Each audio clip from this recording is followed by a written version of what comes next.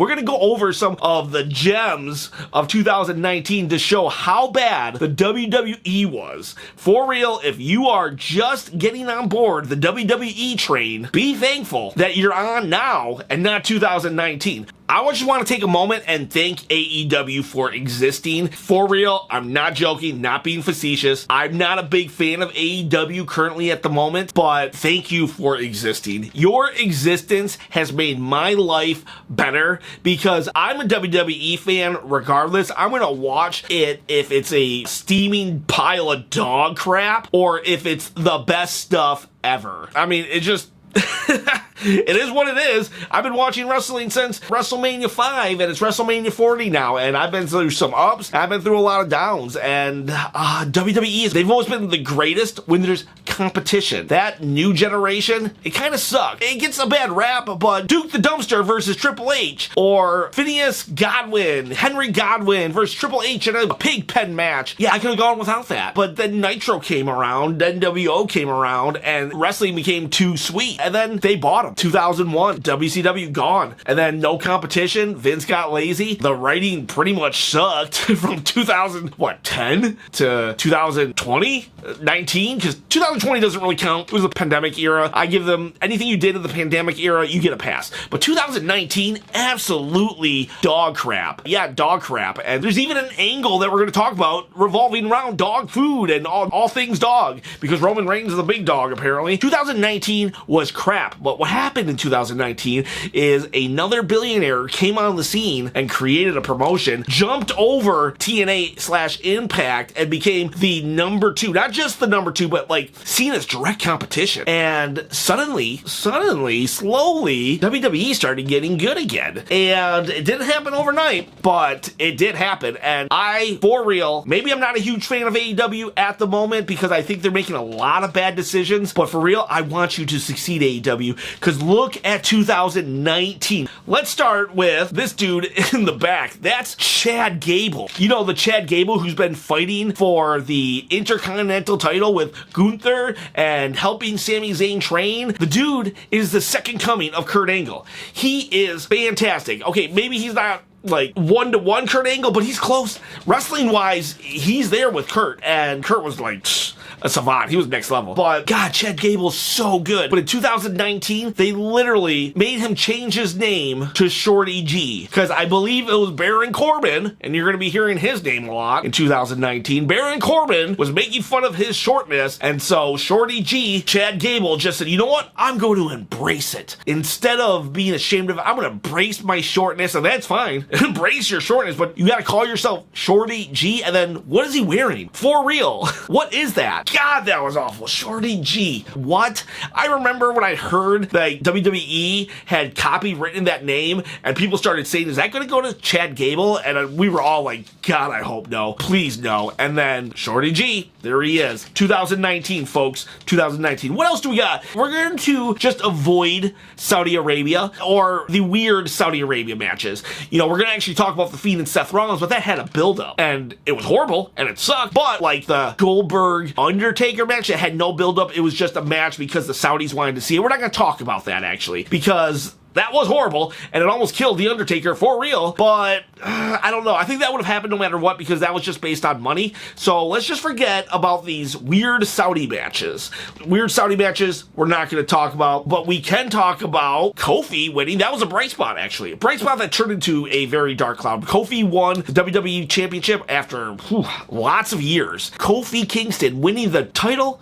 Amazing. And then what? In October, he loses it in 9 seconds to Brock Lesnar?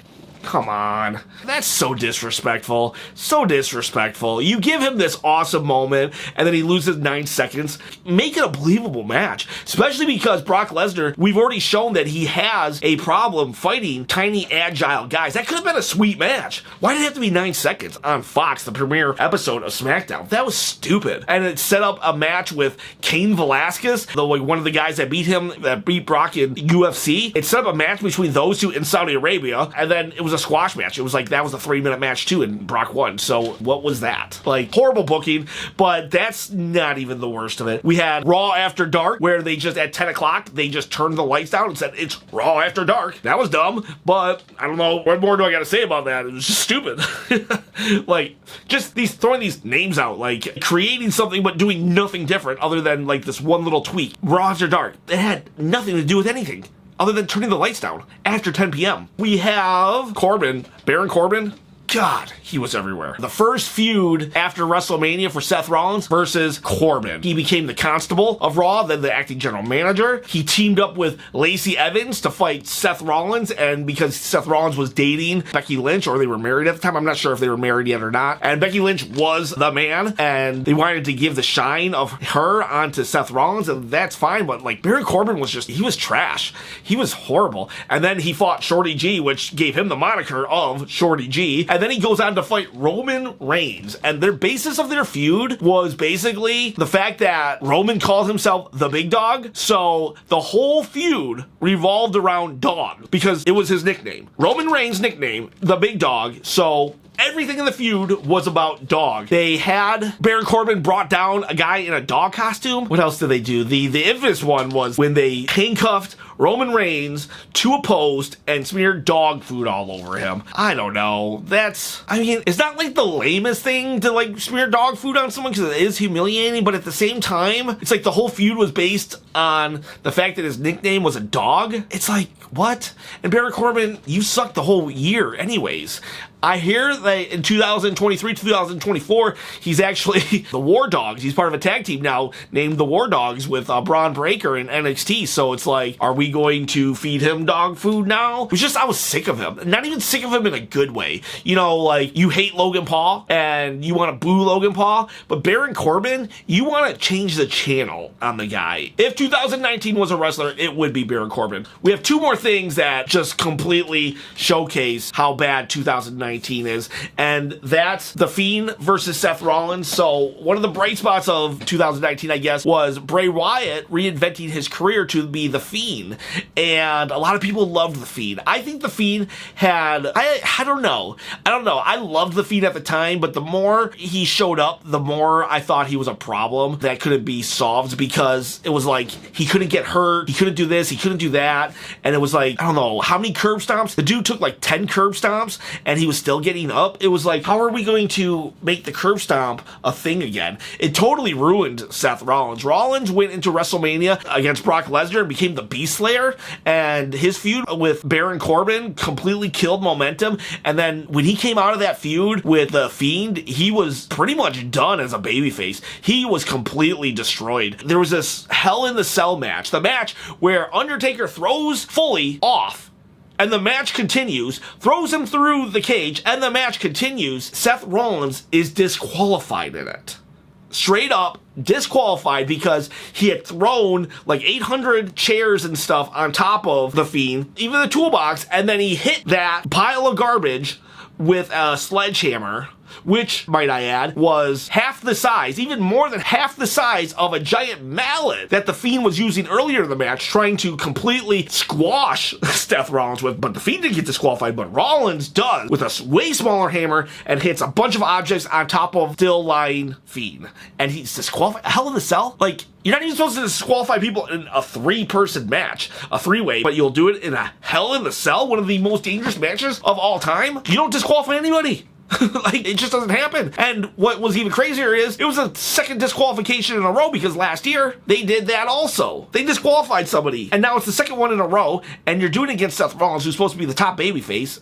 It was horrible. Thankfully, Seth Rollins is who he is, and he was able to come back as the Monday Night Messiah the following year, but yeah, it totally killed him, and it was just so dumb. And eventually The Fiend won anyways, I think in the next month or something like that, and then that became a problem, because then The Fiend loses to Goldberg in Saudi Arabia. But let's just move on from that whole debacle. And the final thing of 2019, and there's more, why did they even have to add Charlotte Flair to the main event? We already had Becky versus Ronda, which was awesome, and then it was a pin and not a submission, when they've been building the whole thing around the submission. I'm not even gonna talk about that. I'm gonna talk about Bobby Lashley and his wife, Lana. Oh God, how do I say this? So, Miro, not Miro in AEW, but Rusev Day. Rusev was a guy who organically got over with the crowd with his Rusev Day, and every day being Rusev Day. He had a super hot wife. Her name was Lana. I forget what I think it's CJ Perry in real life, but Lana was what she went by in WWE, and she started just like dating Bobby Lashley, and she... Ooh, how do I say this? Very adult themes, this one, where basically she belittled Miro. Miro still loved her, begged for her, and Lana just kept making out with Bobby Lashley or going to hotels with Bobby Lashley, making fun of Rusev, totally demasculating him. And yeah, there are whole adult movies, sections of the internet that deal with this kind of fetish, and they totally made Miro that. But Miro wasn't enjoying it, but he was totally going with it, and Bobby Lashley didn't care. They just made Miro, who a couple WrestleManias ago was coming out on a tank to fight John Cena, this sniveling little man watching his wife be taken away from him as his wife and the other dude laughed. We wanted Attitude Era to come back, but there were some bad parts about the Attitude Era, and they brought the bad part back for that angle because, like, Rusev did not deserve that. You don't do that to Rusev on Rusev Day. No, you can have a feud. You can even make Bobby Lashley trying to steal Lana away and Rusev mad about that, but you don't make Lana and Bobby together laughing at Rusev as he begs his wife to come back after she just made out and slept with your enemy. And then AEW came along. Now, I don't know when exactly Vince McMahon started taking it serious, but something happened because 4 years later, we're in the best period of wrestling arguably ever. Now, I'm still gonna say, even though I just did kind of clown on the Attitude Era, I'm still gonna say that the Attitude Era is my favorite of all the eras, and the Ruthless Aggression Era was pretty cool too, but this era right now is really good. Drew McIntyre, Roman Reigns, Cody Rhodes, CM Punk, Logan Paul. We have The Rock and John Cena kind of looming. Maybe even The Undertaker kind of looming. LA Knight, Randy Orton. There's just a lot of good happening right now. And I do firmly believe that had AEW not come along when it did, we might have had another dog kennel in a cell match. Baron Corbin and Roman Reigns, because 2019 absolute trash, and I know AEW is just going through the ringer right now, and they deserve it. They should have aired that footage. They should be doing a lot of other things. Start writing storylines. Tony Khan, you're an excellent booker when it comes to pay-per-views, but your weekly shows need stories.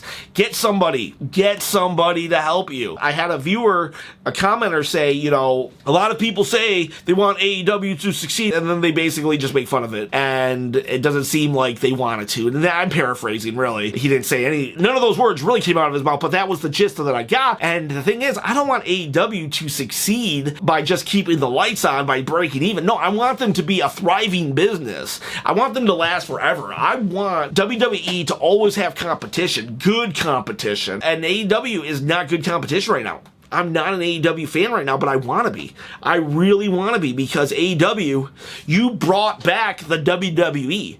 You were successful in bringing the WWE to where it's at right now. For real.